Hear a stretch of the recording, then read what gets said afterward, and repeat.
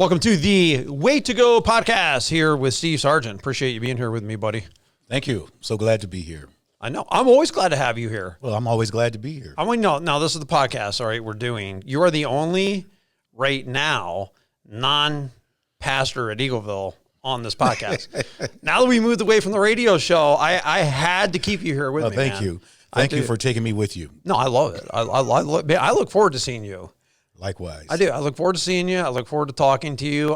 When I write these shows, I look forward to hearing what you're going to say about it as we go through the show, because I know I'm going to get some comment or great story or something like that. So, no, I really, really look forward to it. Now, we've probably been on both sides of the patience thing, because we're going to talk about anger and patience today. And so as you think about it, there are probably times where you've been ticked about things. And what I have found is some of the most vivid memories that I have in life are times I've been upset. Either I've been upset at my kids or somebody was upset at me. And these get kind of, I don't know, what would you say, tattooed into your memories, emblazoned pretty good. So a lot of emotion when we're really, really, really upset. And I'm kind of a hard person to upset to that point of anger, but get me going and I'm going. Once you get started, you're hard to stop, huh? I'm like a lawnmower. Yeah. Until I run out of gas. I'm famous for this. When I'm really upset, I don't tell you once. I'll tell you 10 times. I'll tell you the same thing 10 times in a row. That's how I do it. Me too. So what are people angry about these days? What do you think? People are angry over a battery of things, but probably right now, the most common thing people are angry over, their employment situation. Okay. Having to be quarantined or not being able to go live their normal lives because of the quarantine. That's in effect across different parts of the country, and in most of the country, our lives are different right now for the past 6 weeks or so, and we get angry over it. You have kids at home, parents that aren't teachers trying to teach their kids. They send them to school every day for that, right? And now you're suddenly having to basically watch or help them do all that daily at home. Well, that could lead to a little frustration. What I see anger about, too, is just differences of opinions. In other words, now they came out with the mask thing in Ohio. And the first day was, no mask, no service, no exception. Next day was, no, you don't have to. And then the next day was kind of like a middle position between the two. And that's frustrating for me a little bit. But then if you are one that even just said, well, why didn't we have to ask it before? Oh, obviously you want to kill older people. No, I was just asking a question. And so I see a lot of anger, I guess, in social media too. And maybe it stems from, like you said, it's just frustration at the whole situation. It's financial losses. It's just, maybe there's just a grumpiness that's kind of going around. But before this, look, we still struggle with anger. It's not like COVID-19 came along and all of a sudden we have anger issues. I mean, obviously we've been having anger issues right along. Right. So how does frustration play into anger, do you figure? Well, when people get angry, being angry is kind of like being under the influence of drugs or alcohol. Right. We sort of lose our normal way of thinking. Right. We become intoxicated, and we will do things, say things that we wouldn't normally say because of our anger. Right. And that can be frustrating, you know, because we're frustrated. Now, anger usually gets to that point after a length of time. We've built up. We've earned that right in our minds to just blow up, blow our top by then. It's kind of like a trash can. You have no trash in it. You drop a piece of paper in it. I drop a piece of paper in it. Mark drops a piece of paper in it. Well, we keep doing that all day. Then you come along and you put the one on there that's going to cause that trash to overflow. Right. Now we've got a problem. Right, exactly. I was just the final drop that overflowed the bucket, basically, is what you're saying. Right. I think frustration plays in, too, because a lot of times a lot of us are goal-driven, and so if you have a goal and somebody's blocking your goal, that leads to frustration, leads to pain, leads to anger. Mm-hmm. Usually when you're in pain, you're also angry. So, I mean, I think that's an issue, too. Yes, sir. So that kind of frustration, let's say if you're trying to get here and you think you're going to be here, and how long does it take you to get here? 15 minutes, 20 minutes? Probably about 17, I guess. I had to go to Jefferson first, so I came from Jefferson. Right, okay, so 17 minutes exactly. Thanks, Steve. So, you're going to be here 17 minutes. And if someone slows you down, it's going to be 18 minutes, you might be starting to get ticked because your goal's been blocked. And a lot of times anger comes from this, and we don't even know why we're getting angry. It's because we set a goal in our head that didn't even need to be there in the first place.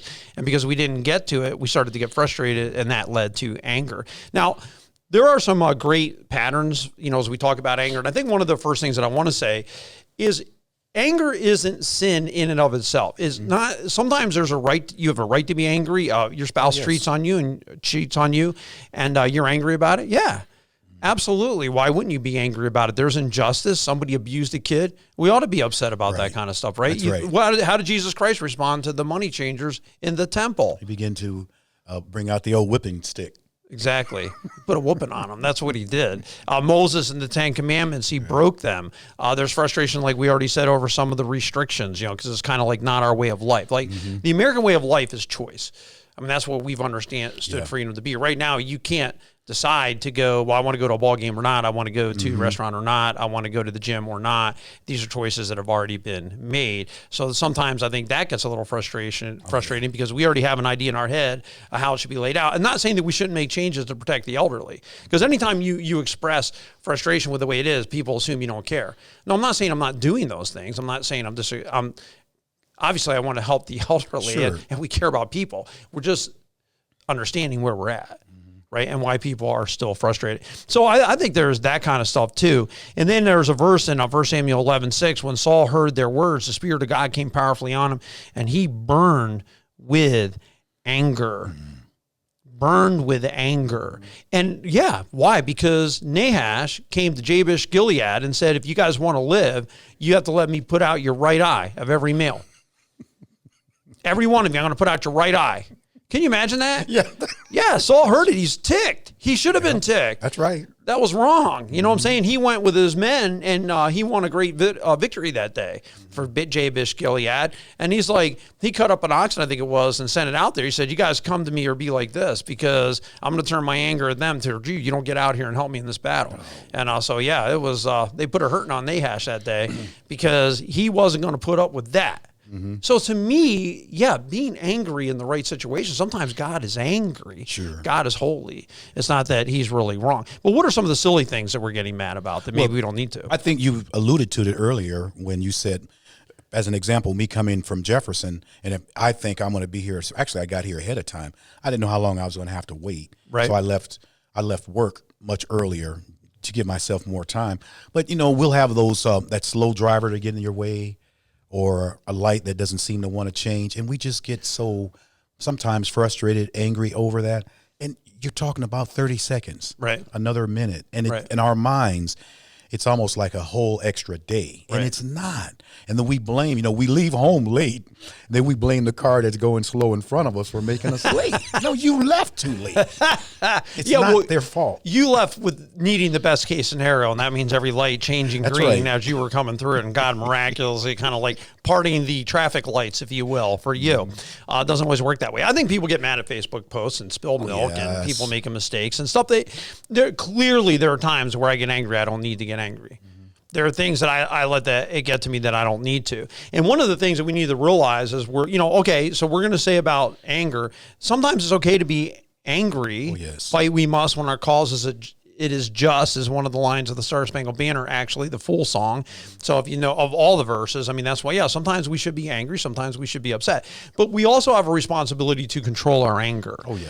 And it says that in Proverbs 16:32, better a patient person than a warrior, one with self-control than one who takes a city. So self-control is more important. It's better to be a patient person than a warrior, one with self-control than one who takes a city. So the Bible expects us to be self-controlled. Can you be self-controlled in your anger? Well, I guess it depends on how you are disciplined already. If you don't have much discipline in your life, it's going to be hard to be self-controlled when you get angry, because you get angry, some people are just, when they get angry, they spontaneously just respond and take it out on whoever or however, right? And then come back later and try to make restitution. When if they would have taken that time at the beginning, you're going to get angry. You have a habit of maybe saying something that you regret later or doing something. Take a walk. Right. I kind of get quiet when I get angry. After I said, like you mentioned, I will mention it 50 times. Right. While I'm angry. Right. Then I have to catch myself like, okay, you said that 48 times already. Stop. Then I have to take a walk or be quiet. If I get real quiet, most people that know me, they know he must be mad for some reason. Exactly. Because however I want to word it, when I'm real mad, it's just not coming out right. When I'm quiet, I'm ticked. It is not coming out right. So I have to go somewhere and get myself together.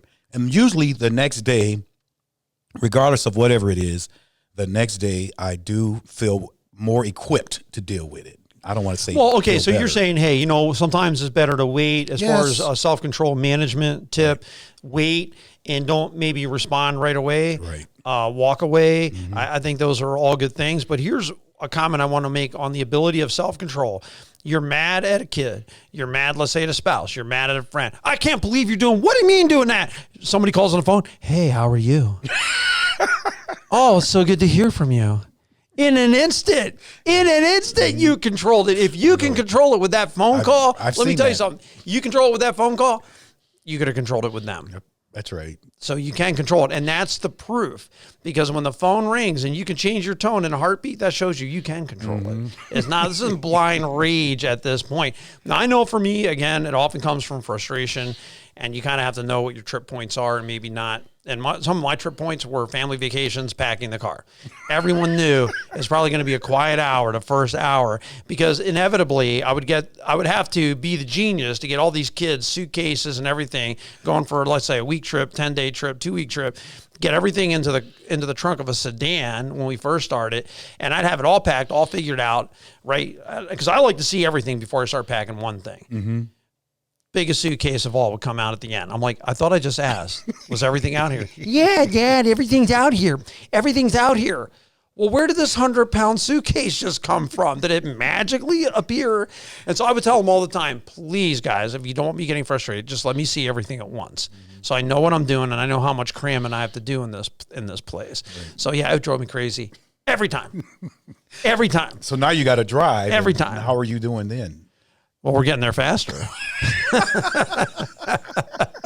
No, I'm just kidding. It's frustration. And typically when you're frustrated, that's when you're in pain. And then anger follows, sarcastic comments, snarky tones.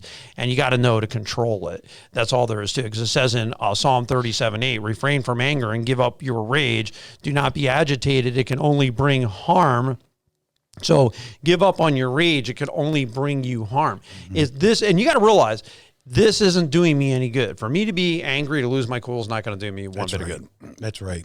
You know, my dad had sometimes when he had a bad day at work, when he'd come home, we knew he had a bad day at work. Right. Now, he never said, I had a bad day at work. But his mannerisms let you know he had a bad day at work. Right. And so you knew to be quiet and maybe stay out of the way. We'd sit down and wouldn't say a word and just be quiet and let him vent for a while, talk about what, because he might fuss over somebody didn't sweep the floor or do dishes like they were supposed to or something. But you realize he's having a bad day at work. Right. You kind of, let him go through. We never and you walk on eggshells for the rest of the time. Right. And that's what you have to do. And in other ways, maybe he should have been controlling it too. Yeah.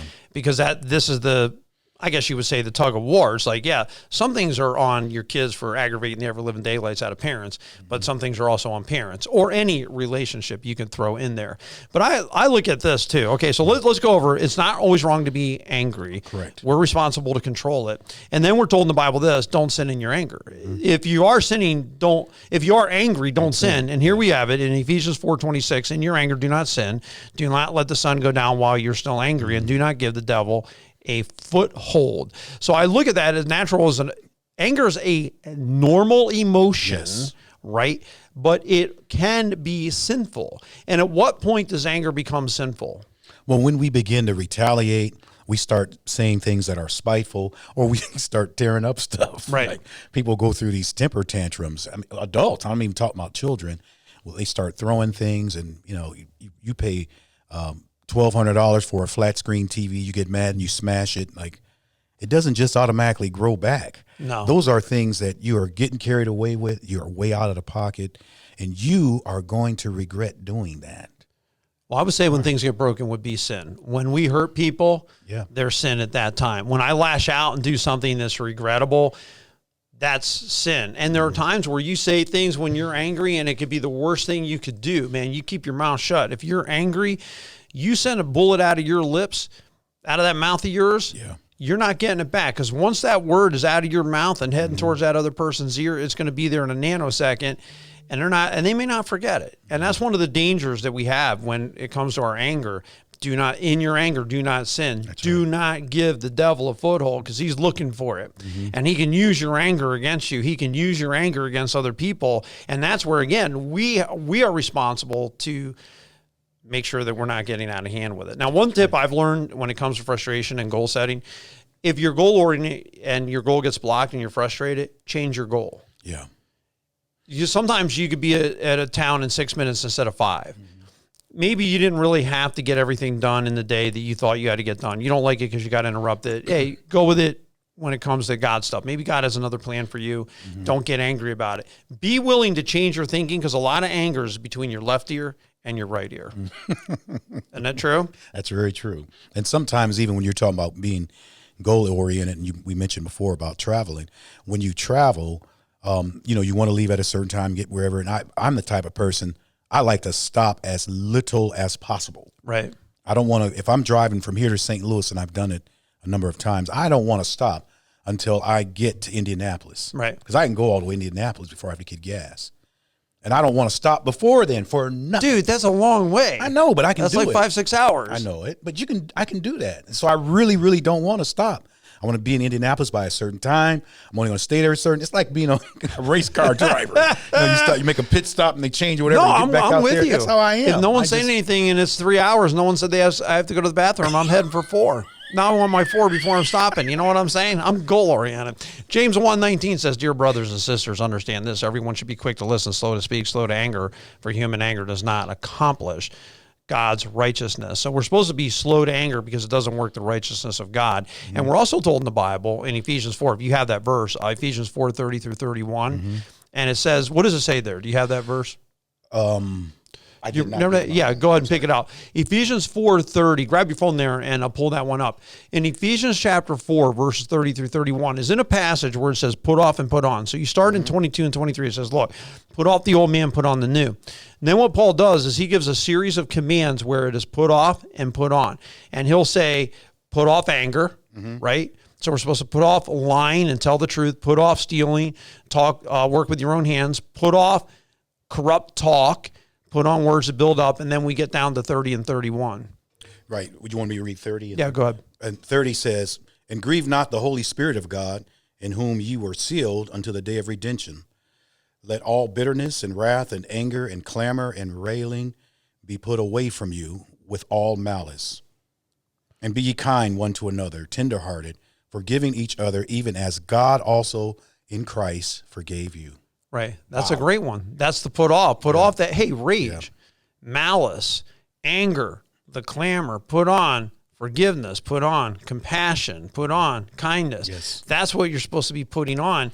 And that's a way you got to replace that anger with some forgiveness. And what I have found in life a lot of times is that forgiveness is the fire extinguisher for anger.